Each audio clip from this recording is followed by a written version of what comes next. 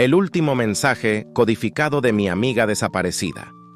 Después de 10 años, me llevó a un búnker y al proyecto Némesis. Llevo 3 noches sin dormir. Estoy escribiendo esto con las manos temblorosas y la adrenalina de alguien que acaba de ver un fantasma. Pero no es un fantasma en el sentido clásico.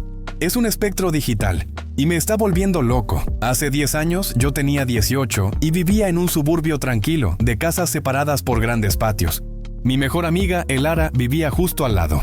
Literalmente compartíamos una cerca de madera que tenía un par de tablas podridas que usábamos como pasaje secreto. Éramos inseparables, la clase de dúo que planeaba fugarse y vivir en una casa del árbol para siempre. Elara era un poco diferente. Era brillante, pero extrañamente obsesionada con la tecnología y la privacidad. Su padre trabajaba en una firma de ciberseguridad y ella siempre estaba jugando con routers, firewalls y redes ocultas. Una vez me mostró cómo podía ver todos los dispositivos conectados a mi red Wi-Fi desde su habitación. Su red se llamaba ELARAGALAXI. Solíamos reírnos de ese nombre. La noche que desapareció fue una noche de julio, caliente y con olor a césped recién cortado. Estábamos en mi patio, bebiendo refrescos y planeando ir a la universidad juntos en la costa. Yo entré a casa por 5 minutos para buscar un cargador. Cuando volví, Elara no estaba. Su mochila, su teléfono y la lata de refresco a medio terminar seguían sobre la mesa de picnic. Su bicicleta estaba apoyada junto a mi cerca. Grité su nombre. Fui hasta el hueco de la cerca y grité de nuevo en dirección a su casa. Nada.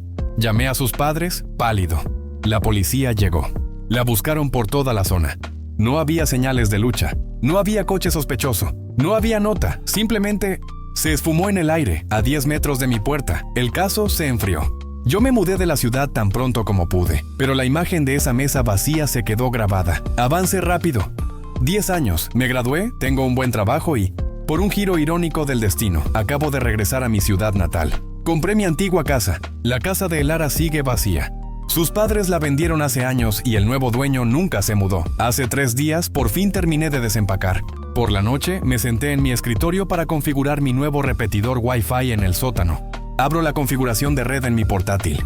La lista de redes disponibles se despliega y entonces la veo. En letras mayúsculas, justo debajo de la de mi vecino apareció ELARAGALAX y me congelé.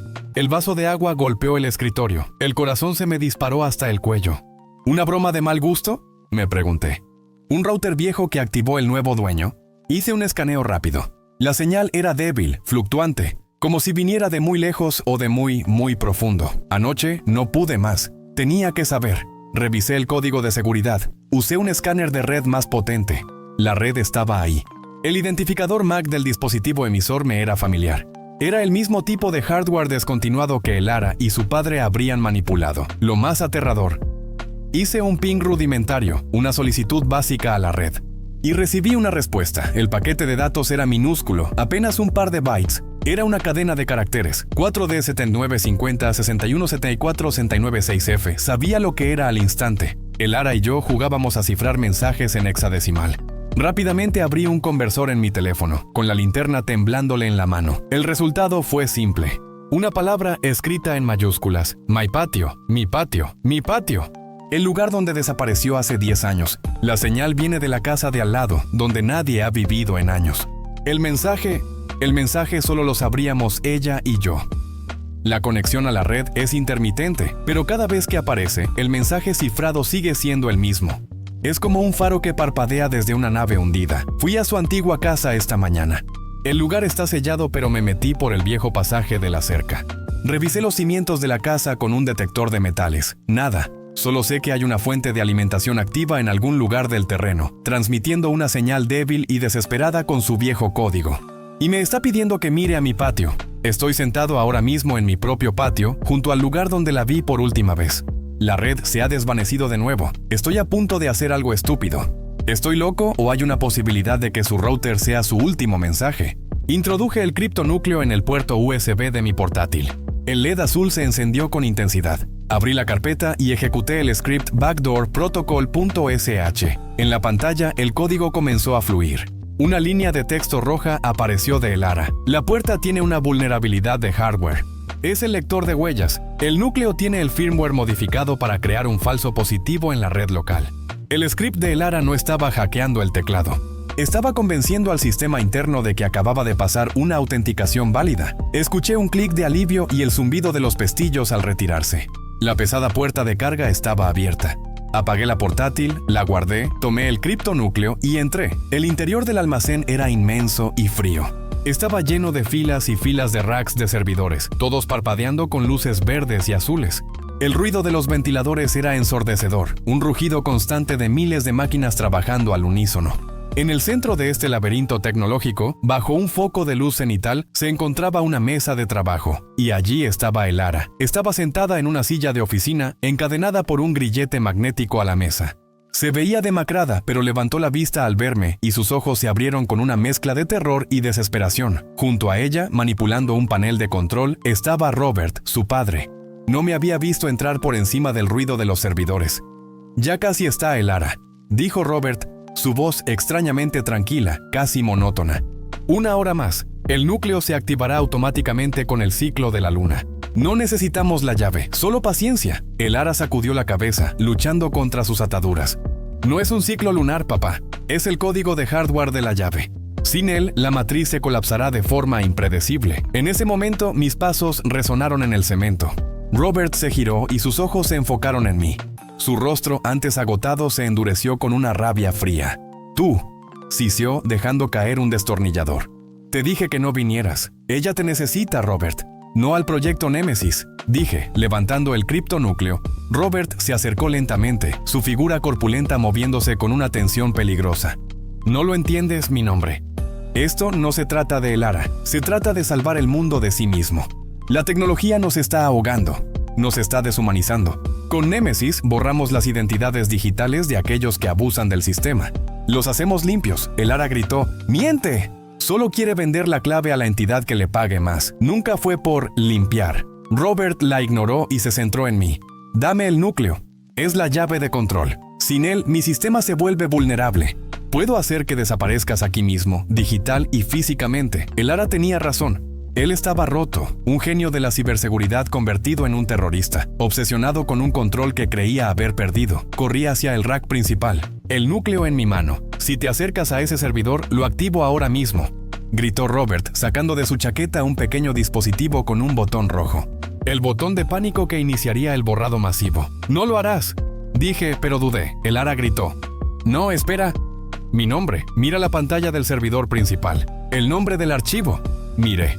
En el monitor grande que mostraba una matriz de datos parpadeante, había un campo de entrada. Elara me había dicho que usara el código tatuado en su muñeca, pero Robert ya estaba por activarlo. Entrada de código clave de inicio. Si Robert presionaba el botón, el proyecto se iniciaría sin importar si yo tenía el código o no. «Elara», le pregunté, manteniendo la mirada en Robert, «¿cuál es el código de la puerta principal?». Elara dudó, mirando a su padre, luego a mí. «¿El de la entrada principal?». «Es una variable de la fecha de mi cumpleaños, más el día que nos hicimos amigos. Yo siempre lo decía, el cumpleaños de la galaxia y el día que conocí a mi estrella». Robert se rió, tenso. «Tonterías, no sabe lo que dice. Está bajo presión». Pero yo recordaba el código. Lo recordaba. No para la puerta, sino como el código de su viejo teléfono. Si ese código funcionaba para algo más que una puerta, podría ser mi oportunidad. Dejé caer la portátil que se estrelló en el suelo y Robert se distrajo por un instante. Esa fue mi oportunidad. Corrí hacia el rack de servidores, ignorando el grito de rabia de Robert. El hombre era lento, corpulento. No era un combatiente. Llegué al panel de control con Robert pisándome los talones. Inserté el criptonúcleo en la ranura USB del servidor. El núcleo se integró de inmediato, inundando la pantalla con una interfaz que solo Elara habría diseñado. La imagen de un agujero de gusano púrpura. El logo de ELARAGALAXI. Robert me agarró por el hombro, girándome y golpeándome contra la fría estructura metálica del servidor. El impacto me dejó sin aliento y el criptonúcleo estuvo a punto de salir volando. «Devuélvemelo, parásito». Robert levantó el puño para golpearme de nuevo. En ese momento, Elara reaccionó. Agarró con todas sus fuerzas la única herramienta que tenía cerca, un pesado monitor de sobremesa que estaba en la mesa, y lo lanzó con un grito de rabia contra la cabeza de su padre. ¡Crash! Robert cayó al suelo, conmocionado, el dispositivo de activación de Némesis rodando lejos de su mano. Corrí de nuevo al servidor. El núcleo estaba dentro, esperando la secuencia de comandos. Elara gritó la secuencia desde la mesa. Elara Protocolo Gamma, la de 3 capas. Tecleé rápido, usando el conocimiento que ella me había enseñado años atrás, cuando pensábamos que estábamos jugando a ser hackers. El código de desactivación, la cadena de 16 dígitos que ella tenía tatuada. Inserto código. El script de Elara hizo su trabajo. La pantalla se llenó de texto verde, una avalancha de comandos de desactivación. Némesis, desconexión iniciada. El rugido de los servidores no se detuvo. Pero las luces que indicaban el tráfico de datos se volvieron rojas. El núcleo había tomado el control. Me acerqué a Elara y usé las herramientas que había traído conmigo para forzar el grillete. Robert seguía tendido en el suelo, gimiendo. «Está bien». «Lo logramos», le dije, cortando el último eslabón de la cadena. Elara se puso de pie, tambaleándose. «No, mi nombre», dijo, señalando la pantalla. El núcleo tenía una función de emergencia. Borró la memoria central del proyecto Némesis, sí, pero no desactivó el hardware. El plan de mi padre estaba más avanzado de lo que creía. En la pantalla, un mensaje rojo parpadeó sobre un fondo de código verde. Némesis. Protocolo de autodestrucción activo. 60 segundos para explosión de datos en la red local. El núcleo, al ser usado, había activado una bomba de datos con retardo. En 60 segundos, todo el centro de control se borraría a sí mismo. No solo los servidores, sino cualquier dispositivo conectado. Y yo estaba conectado al núcleo. El búnker. La otra salida. «¡El túnel!», grité. No había tiempo para correr hacia el almacén. Teníamos que escondernos de la explosión de datos. Elara me empujó hacia un rincón oscuro detrás del último rack de servidores. «¡Hay un Faraday!». «Una jaula de Faraday improvisada», gritó. Mi padre la instaló para guardar el hardware sensible. Era un pequeño armario, revestido de láminas de cobre y forrado de plomo. Nos metimos dentro.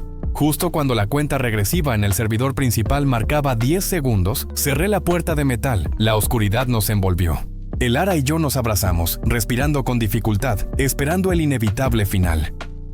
4, 3, 2, 1. La explosión no fue sonora.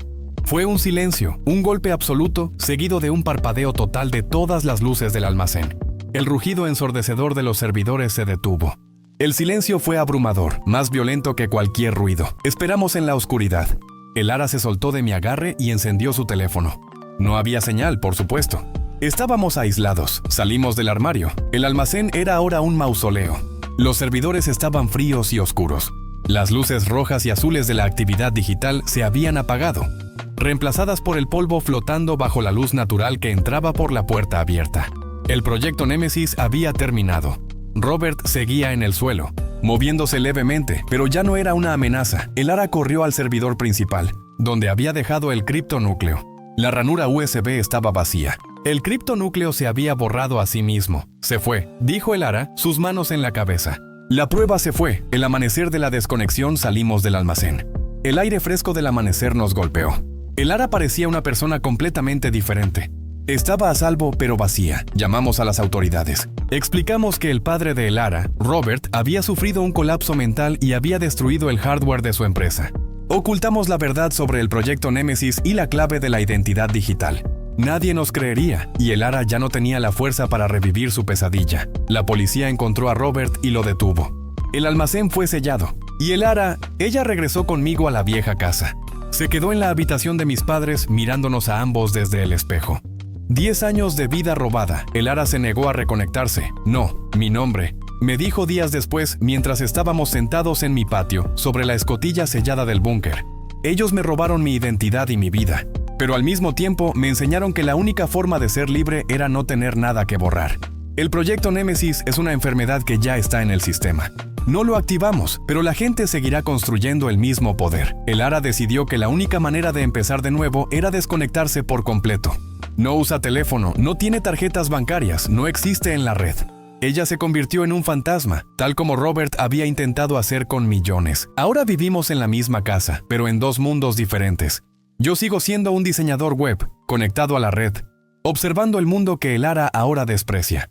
Ella se dedica a la jardinería, a arreglar el viejo patio, a disfrutar del olor a tierra y a césped cortado. Cosas que no pueden ser hackeadas. Ella es libre. pero su libertad es una celda que ella misma eligió. A veces, por la noche, cuando estoy en mi portátil, reviso las redes. Mi propia red, la del vecino y la cafetería de la esquina, pero siempre busco la que ya no está. ELARAGALAX Elara nunca regresó a la galaxia digital, pero me dejó la lección más importante, que el fantasma más aterrador no es el que existe en el más allá, sino el que existe en el ciberespacio. Un espectro de datos listo para ser borrado por la siguiente persona que encuentre un criptonúcleo. Me quedo en el patio, bebiendo refrescos y esperando. No por otra señal, sino por saber si algún día ella encontrará una forma de volver a ser la Elara que conocí. La niña que se reía de su router con nombre de nave espacial y que pensaba que el único lugar seguro del mundo era mi pasillo. El caso de Elara fue archivado por las autoridades. Robert fue declarado incompetente mentalmente. Y el búnker, bajo el patio de al lado, se convirtió en una leyenda local. Una leyenda que solo yo y la chica a mi lado que no quiere ser encontrada sabemos que es cierta.